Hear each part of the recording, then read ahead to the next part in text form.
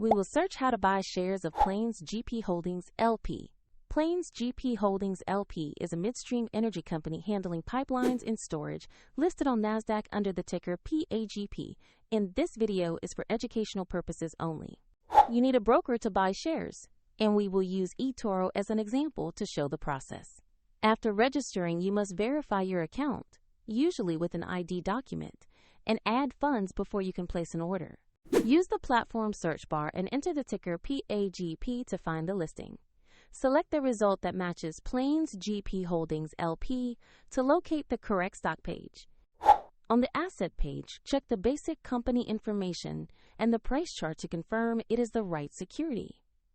Take a moment to verify the NASDAQ listing and ticker before proceeding. Tap Invest or Buy. Choose the amount you want to place and review the order details carefully before confirming. If the market is closed, your order may be queued, and if you do not have sufficient funds, the platform will prompt you to add them before it finalizes the trade.